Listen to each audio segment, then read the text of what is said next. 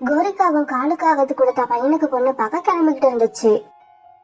காலுஜி, நான் உங்களை அழைச்சிக்கிட்டு போறது மாப்பிள்ளையோட அப்பா கூட வரணுங்கிறதுக்காகத்தான். அங்க போய் நான் பேசுறப்ப குறுக்க வாயவே திறக்க கூடாது. சாதாரணமாவே நான் பேச மாட்டேன், நீ இப்படி சொல்லிட்டில்ல, நான் வாயவே திறக்க மாட்டேன். அம்மா, அங்க வந்து நான் பேசலாமா கூடாதா? நீ ஏன்டா கவலைப்படுற? உன்னை நான் அழைச்சிக்கிட்டே போக போறது இல்ல. கோரி, ஜக்கு வந்து அவன் கல்யாணம் பண்ணிக்க போற பொண்ண பார்க்க வேண்டாமா? வேண்டாம், நான் பார்த்து ஓகே சொல்ற பொண்ணு கழுத்துல அவன் தாலி கட்டினா போதும். இப்ப காலுக்காகவும் கோரிக்காகவும் ஜக்குவுக்கு பொண்ணு பார்க்க பறந்து போனாங்க. உங்க பொண்ணுக்கு என்னென்ன வேலை பார்க்க தெரியும்? உணவு தேட தெரியுமா? என் பொண்ணுக்கு எல்லா வேலையும் தெரியும். அவளுக்கு தெரியாத வேலையே கிடையாது. உணவு தேடுறது, வீடு கட்டுறது, வறட்சி காலத்திலயும் உணவு தேடுறது, இப்படி எல்லாமே என் பொண்ணுக்கு கை வந்த கலை. மத்தபடி வீட்டு வேலை எல்லாம் எப்படி செய்வா? அவளோட வேலையில நீங்க எந்த குறையும் கண்டுபிடிக்க முடியாது. சம்பந்தி, எனக்கு வர மருமகிட்ட நகையையோ பணத்தையோ நான் எதிர்பார்க்கல. ஆனா இன்னொன்னு எதிர்பார்க்கறேன். அந்த ஆசைய மட்டும் உங்க பொண்ணு நிறைவேற்றினா போதும். சொல்லுங்க சம்பந்தி, சொல்லுங்க, உங்க ஆசை என்னன்னு சொல்லுங்க. எங்க அப்பா பெரிய ஜமீன்தாருன்னு உங்க எல்லாருக்குமே தெரியும். ஆனா ஒரு ஆண் வாரிசு இல்லாம அவர் எவ்வளவு வருத்தப்பட்டான்னு எனக்கு மட்டும்தான் தெரியும். அதனால என் பையனுக்கு முத குழந்தை ஆண் குழந்தையாதான் பிறக்கணும். இல்லன்னா உங்க பொண்ணு உங்க வீட்டுக்கே திரும்பி வந்துருவா. இப்படி சொன்ன கோரிக்காவும் காலுக்காகத்தை அழைச்சுக்கிட்டு அங்கிருந்து பறந்து போயிடுச்சு. அம்மா, எனக்கு என்ன இப்படி ஒரு மாமியார் கிடைச்சிருக்காங்க? ஆண் குழந்தையோ பெண் குழந்தையோ அது ஏன் கையிலமா இருக்கு? எனக்கு இந்த கல்யாணம் வேண்டாமா? மைனா, நீ ஒன்னும் கவலைப்படாத. அவங்க பெரிய பணக்காரங்க, அப்படிதான் பேசுவாங்க. கடவுள் நமக்கு எல்லாத்தையும் நல்லாவே நடத்தி தருவாரு. அப்பா அப்பா, பொண்ண பாத்தீங்களா? பொண்ணு எப்படி இருக்கு? ஜக்கு, பொண்ணு ரொம்ப அழகா இருக்கா. அப்புறம் பொண்ணுக்கு எல்லா வேலையும் தெரிஞ்சிருக்கு. அந்த வேலையெல்லாம் உங்க அம்மாவுக்கு இப்ப கூட தெரியாது. காலுஜி, வாய கொஞ்சம் மூடுறீங்களா? ஜக்குவுக்கு பொண்ணு எடுக்கிற குடும்பம் ஒண்ணுமே இல்லாத குடும்பம். இருந்தாலும் எதுக்கு நான் அங்க இருந்து பொண்ணு எடுக்கிறேன்? அந்த மாதிரி குடும்பத்துல இருந்து பொண்ணு எடுத்தாதான் அவ எனக்கு அடங்கி நடப்பா. இருந்தாலும் முத குழந்தை ஆண் குழந்தையா பிறந்தாதான் அவ இந்த வீட்டுல தொடர்ந்து இருப்பா. இல்லன்னா என்னம்மா செய்வ? அவளை கொன்னுடுவியா? சமயம் வரட்டும், அத நான் அப்ப சொல்றேன். சரி சரி, எல்லாரும் சீக்கிரமா தூங்குங்க. காலையில மைனா வீட்டுக்கு போய் அவளை ஜக்குக்கு திருமணம் பண்ணி அவளை இங்க கொண்டு வரணும்.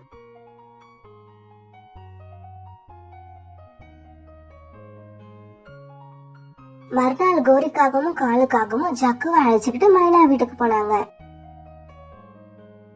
மைனாவை தான் பையன் ஜக்குவுக்கு கல்யாணம் பண்ணி வீட்டுக்கு அழைச்சுக்கிட்டு வந்த கோரி மருமக கிட்ட இப்படி சொல்லுச்சு. மைனா, இன்னைக்கு நீ புது பொண்ணு, அதனால நீ உணவு தேட இன்னைக்கு போக வேண்டாம், நாளையில இருந்து போகலாம்.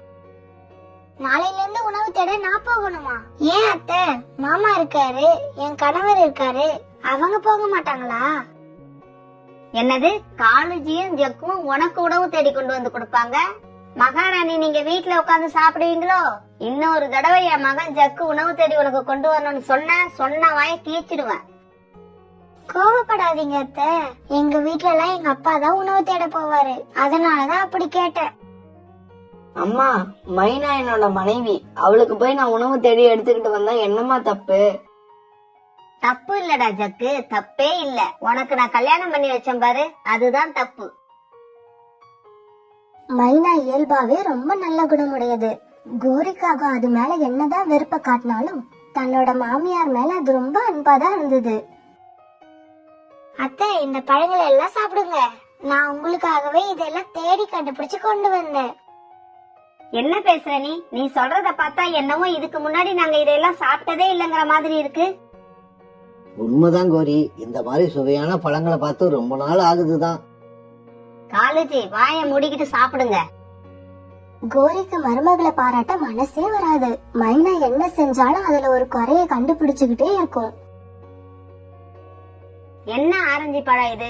ஒரே புளிப்பு, நல்லாவே இல்ல.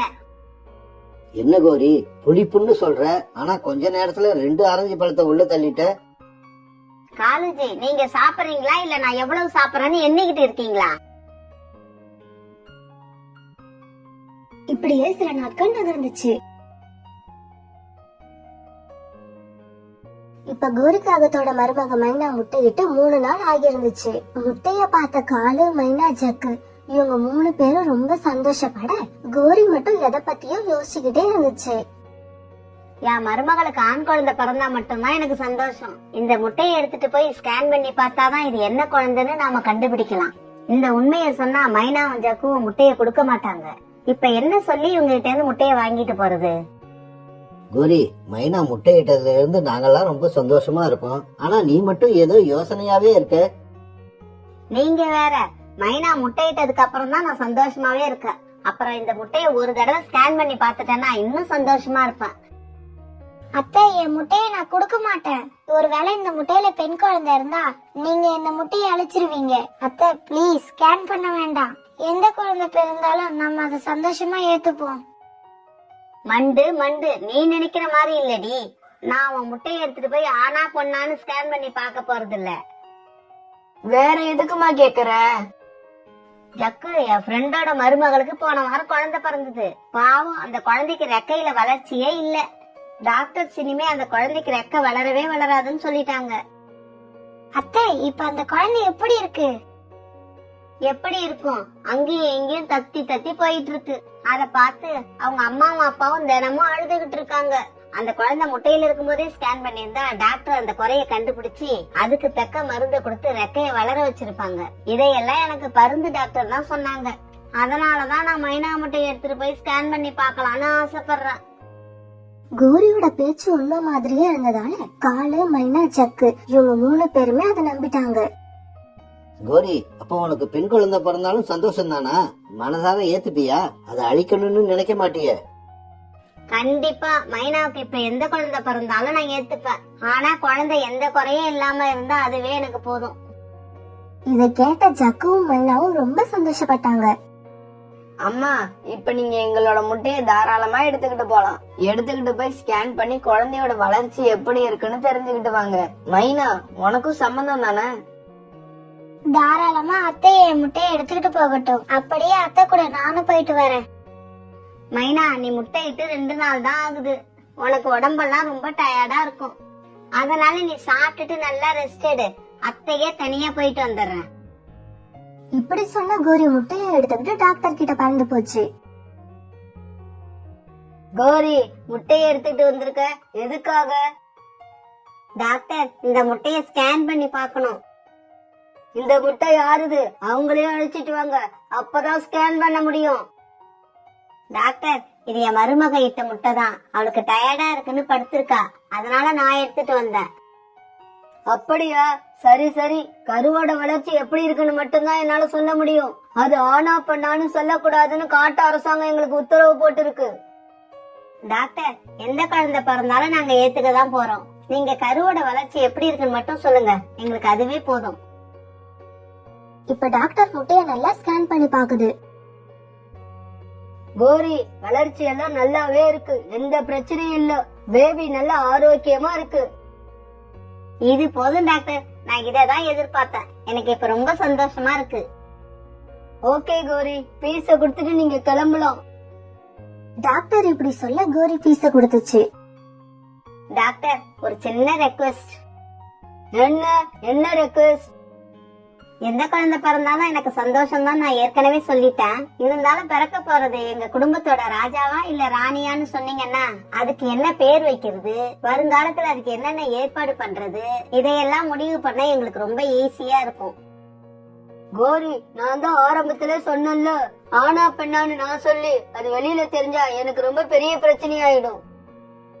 டாக்டர் ப்ளீஸ், நீங்க சொல்லுங்க, நான் எங்க வீட்டுல உள்ளவங்க கிட்ட கூட சொல்ல மாட்டேன். என்ன கோரி இப்படி கெஞ்சறீங்க? சரி, உங்க வீட்டுக்கு ராணி தான் வரப்போறா, அவளை வரவேற்க எல்லா ஏற்பாடும் பண்ணுங்க. கோரி இப்படி சொல்லி முட்டையை எடுத்துக்கிட்டு போனதுக்கு அப்புறம் ஜக்கு மைனா கிட்ட இப்படி சொன்னான். மைனா, அம்மா போய் ஸ்கேன் பண்ணிட்டு வர்றதுக்குள்ள நான் நகரத்துக்கு போய் ஸ்வீட் வாங்கிட்டு வந்துடுறேன். குழந்தை பிறந்த உடனே எல்லாருக்கும் கொடுக்கணும்ல. ஆமாங்க, இன்னும் 2-3 நாள் எப்படியே குழந்தை பிறந்துரும். அப்படியே குழந்தைக்கு போட ஸ்வெட்டரும் மங்கி கேப்பும் வாங்கிட்டு வாங்க, குளிர்காலம் வேற ஆரம்பிச்சிடுச்சு. நல்ல வேலை ஞாபகப்படுத்தின, கண்டிப்பா வாங்கிட்டு வந்துடுறேன்.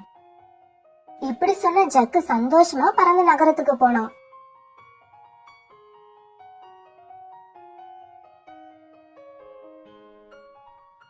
கிளினிக்ல இருந்து முட்டையை எடுத்துக்கிட்டு வந்து ஒரு மரத்துல உட்கார்ந்த கோரி இறுக்கமான மனசோடயே இருந்தது. இந்த முட்டைய வீட்டுல இருந்து எடுத்துட்டு வர்றதுக்கும் இதுல இருக்கிறது ஆனா பண்ணான்னு கேட்டு தெரிஞ்சுக்கவும் எவ்வளவு போய் சொன்னேன், எப்படி எல்லாம் கஷ்டப்பட்டேன். கடைசியில என்னடானா என்ன அவமானப்படுத்துறதுக்காக இதுக்குள்ள ஒரு பெண் குழந்தை இருக்கு, இது எனக்கு தேவையே இல்ல. இப்படி பைத்தியம் பிடிச்ச மாதிரி கத்தன கோரிக்காவும் தன் காலால முட்டையை எட்டு உதைக்க அது மரத்துல கீழே வந்து உடைஞ்சு போச்சு. இப்ப ஸ்வீட்டும் மற்றும் அவன் நகரத்துக்கு போன ஜக்கு திரும்பி வந்துட்டான். மைனா இங்க பாரு, இனிப்பு, ஸ்வெட்டர், மங்கி கேப், இப்படி நீ சொன்ன எல்லாமே வாங்கிட்டு வந்துட்டேன். இதெல்லாம் இருக்கட்டுங்க, முட்டையை எடுத்துட்டு போன அத்தை ஏங்க இன்னும் வரல? நேரம் ஆக ஆக எனக்கு என்னவோ பயமா இருக்குது. மைனா பயப்படாத, ஸ்கேன் பண்ணி பார்க்க கொஞ்சம் நேரம் தான் ஆகும். அம்மா இந்நேரம் வந்துகிட்டு இருப்பாங்க. நான் வேணா 10 வரைக்கும் நம்பர் சொல்றேன், அதுக்குள்ள வந்துருவாங்க பாரு. இப்படி சொன்ன ஜக்கு நம்பர் சொல்ல ஆரம்பிச்சான். 1 2 3 4. ஜக்கு நம்பர் 5 சொல்றதுக்குள்ள கோரிக்காக வீட்டுக்குள்ள வந்துடுச்சு. அத்தை என்ன நீங்க மட்டும் வரீங்க? என் முட்டையை எடுத்துட்டு போனீங்களே அது எங்க? மைனா கேட்ட கேள்விக்கு பதிலே சொல்லாத கோரி அத கேட்க நீ யாரு அப்படிங்கிற மாதிரி ஒரு பார்வை பார்த்தது. கோரி எந்த பதிலும் சொல்லாதால மைனாவுக்கு இப்ப பயம் அதிகமாயிடுச்சு. அத்தை உங்களதான் கேக்குறேன், எடுத்துக்கிட்டு போன என்னோட முட்டை எங்க? மைனா என்ன வாய்ஸ் கொடுக்கற? வால்யூம குறை. இது என் வீடு, இங்க என் வாய்ஸ்ல மட்டும்தான் வால்யூம் இருக்கணும். இப்ப அந்த முட்டை எங்கன்னு தானே கேக்குறேன். அதுல பெண் குழந்தை இருக்குன்னு தெரிஞ்சதுக்கு அப்புறமும் அதை இங்க எடுத்துட்டு வர நான் ஒண்ணும் முட்டாள் இல்ல. அத வழியிலேயே வீசி எரிஞ்சு உடைச்சிட்டேன். நீங்க அதை எடுத்துக்கிட்டு போனப்பே நான் சந்தேகப்பட்டேன், அதே மாதிரி நடந்துடுச்சு. உங்களுக்கு கொஞ்சம் கூட இரக்கமே இல்ல. அம்மா நீங்க கூட இப்படி எல்லாம் செய்வீங்களாமா? ஜக்கு, நீ பிறக்கிறதுக்கு முன்னால என்னோட 2 முட்டையவே பெண் குழந்தை இருக்குன்னு உடைச்சவதான் இந்த கோரி. அத்தை அது உங்க முட்டை, நீங்க உடைக்கலாம். என் முட்டைய உடைக்க யாரு உங்களுக்கு அதிகாரம் கொடுத்தது? என்ன எதிர்த்து கேள்வி கேட்க உனக்கு யாரு அதிகாரம் கொடுத்தது? நீ இனிமே ஒரு நிமிஷம் கூட இந்த வீட்டுல இருக்க கூடாது. இப்பவே கிளம்பி உங்க அம்மா வீட்டுக்கு ஓடு. அத்தை இனிமே நீங்களே இந்த வீட்ல இருக்க சொன்னா கூட நான் இருக்க மாட்டேன். மனசாட்சியே இல்லாத உங்க கூட யாரு இருப்பா? நான் இப்பவே கிளம்புறேன். மைனா கவலைப்படாத, இப்ப நீ மட்டும் போக போறது இல்ல, உன் கூட நானும் வரேன். எங்கேயாவது போய் வசதியா வாழலன்னா கூட மனசு நிம்மதியா வாழுவோம். மைனா, உன்னை என்னமோ நான் சாதாரணமா நினைச்சிட்டேன். வந்து கொஞ்ச நாள்லயே என் பையனுக்கு உன் பின்னால கிளம்புற அளவுக்கு மந்திரம் ஓதிருக்கியே, நீ என்னை விட பெரிய கில்லாடிடி. கோரி இப்படி சொல்ல அத காதுலயே வாங்காம ஜக்குவும் மைனாவும் வீட்டை விட்டு பறந்து போனாங்க. மைனா பின்னால தான் பையன் ஜக்கு போனது கோரிக்கு பெரிய அதிர்ச்சியா இருந்தது. ஜக்கு அவன் பின்னால போகாதுன்னு கோரி சொல்ல நினைச்சாலும் அது மனசுல தாண்டாங்கிற ஈகோவால எதுவுமே பேசாம நின்னுகிட்டு இருந்துச்சு. ஜக்குவும் மைனாவும் வீட்டை விட்டு போன கொஞ்ச நேரத்துக்கு அப்புறம் காலுக்காக தன்னோட வீட்டுக்கு வந்துச்சு. கோரி, ஜக்குவும் மைனாவும் எங்க? நமக்கு வந்த மருமக நம்ம மகனை மந்திரம் ஓதி வீட்டை விட்டே இழுத்துக்கிட்டு போயிட்டா. அவங்க வீட்டை விட்டு போற அளவுக்கு என்னதான் நடந்தது? முட்டையில பெண் குழந்தை இருக்குன்னு தெரிஞ்சுக்கிட்டு அதை நான் உடைச்சேன் பாருங்க. அதை நம்ம மருமகளால தாங்க முடியலையா, நம்ம பையனையே கூட இழுத்துக்கிட்டு வீட்டை விட்டு கிளம்பிட்டா. கோரி, நீ என்னதான் சொன்னாலும் அவங்க முட்டைய நீ உடைச்சது தப்புதான். இப்ப பாரு, ஜக்கு இந்த வீட்டுல இல்ல. ஜக்கு இல்லாத வீட்டை என்னால நினைச்சு கூட பார்க்க முடியல. அட என்னங்க நீங்க, ஜக்குவும் இப்படி அவன் பின்னால போவான்னு நான் நினைக்கவே இல்லைங்க. அவனும் இப்படி போவான்னு எனக்கு தெரிஞ்சிருந்ததுன்னா முட்டைய உடைச்சிருக்க மாட்டியா? இல்லங்க, அவனுக்கு கல்யாணமே பண்ணிருக்க மாட்டான். வீட்டை விட்டு வெளியில போன ஜக்குவும் மைனாவும் ஒரு மரத்துல போய் உட்கார்ந்தாங்க. ஜக்கு, எந்த அம்மாவும் செய்யக்கூடாத காரியத்தை என் அத்தை செஞ்சுட்டாங்க. அவங்கள இப்பன்னு இல்ல, எப்பவுமே நான் மன்னிக்க மாட்டேன். மைனா அழாத மைனா, நான் இது வரைக்கும் எங்க அம்மாவை எதிர்த்து கூட பேசினதே இல்ல. ஆனா இன்னைக்கு உனக்காக வீட்டை விட்டே வெளியில வந்துட்டேன். ஏன்னா எங்க அம்மா செஞ்சது தப்புன்னு எனக்கும் மனசுல படுது. ஜக்கு, நீங்க மட்டும் என் கூட வரலனா நான் ரொம்பவே கஷ்டப்பட்டிருப்பேன். எங்கேயாவது விழுந்து செத்து போயிருப்பேன். மைனா, இப்ப ஏன் இப்படி எல்லாம் பேசுற? வீட்டை விட்டு வந்துட்டோம். இப்ப நாம தங்கறதுக்கு நமக்குன்னு ஒரு வீட்டை கட்டுவோம். அந்த வீட்ல நாம 2 பேர் தான் தங்க போறோம். கடவுள் உனக்கு மறுபடி அம்மாவாக சந்தர்ப்பம் கொடுப்பாரு.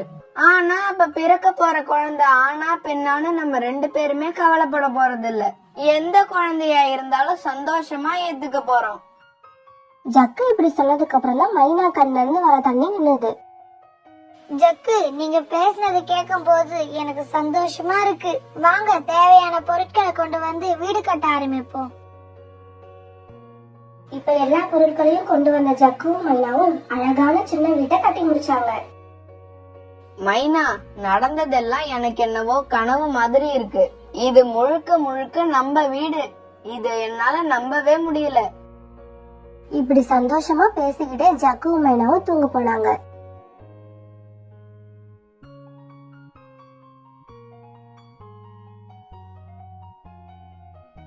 என்ன கோரி அக்கா, ஜக்குவும் மைனாவும் எங்க? ரொம்ப நாளா பார்க்கவே முடியல. தேடி தேடி பிடிச்சு கொண்டு வந்தனே ஒரு மருமக. அவ என் மகனையும் மயக்கி இந்த வீட்டை விட்டே இழுத்துட்டு போயிட்டா. அப்படியா?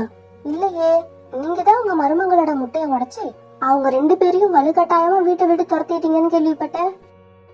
இப்படி யாராவது பேசினா கோவப்படுற கோழி அன்னைக்கு எதுவுமே பேசாம இருந்தது காலுக்கு ரொம்ப ஆச்சரியமா இருந்துச்சு. கோரி அக்கா, உன்னோட கோபம், ஈகோ, வீராப்பு இதெல்லாம் வயசான காலத்துல ஆதரவு கொடுக்காது. உங்களோட வாரிசுகள் தான் ஆதரவு கொடுத்தாகணும்.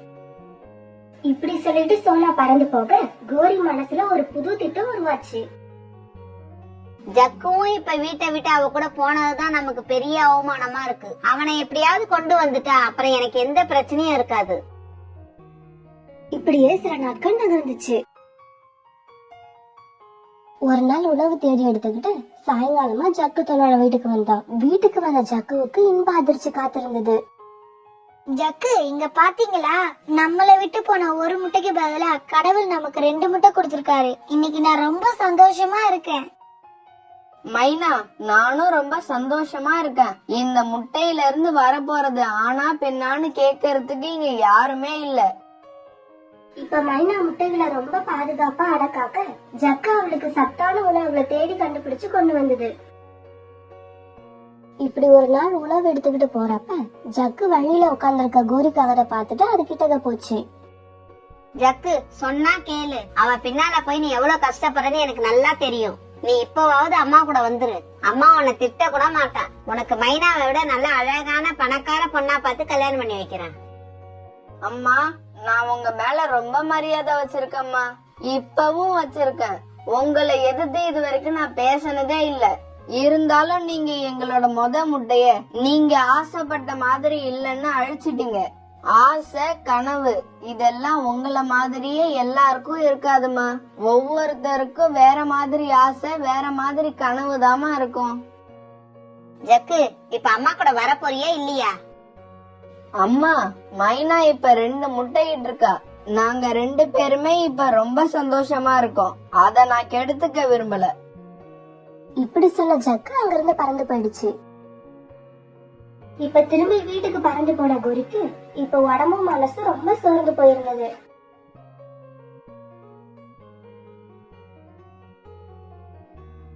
காலங்கள் ரொம்ப வேகமா ஓட ஆரம்பிச்சது. ஒரு நாள் காலுக்காகத்துக்கும் கோரிக்காகத்துக்கும் வயசாகி போயிடுச்சு. உடலாலையும் மனசாலையும் ரொம்ப சோர்ந்து போய் இருந்தாங்க. காலேஜி, எனக்கு தொண்டை ரொம்ப வறண்டு போயிருக்கு. கொஞ்சம் தண்ணி எடுத்து கொடுங்களாம். கோரி, நேத்து உணவு தேட போயிட்டு திரும்பி வரப்ப கால்ல திடீர்னு வலி வந்துடுச்சு. அது இப்ப வரைக்கும் சரியாகல. இந்த வயசுல எல்லாம் நம்மள பாத்துக்க யாராவது கூட இருக்கணும். ஒன்னு நானும் என்ன நீனும் பாத்துக்கிட்டா இப்படித்தான் கஷ்டப்படணும்.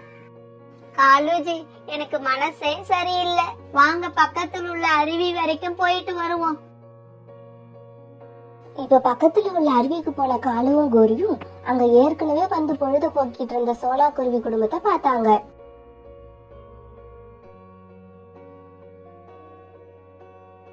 காலுஜி, அந்த 2 சின்ன குழந்தைங்களும் யாரு? சோனா குருவியோட பேத்திங்களா அவங்க?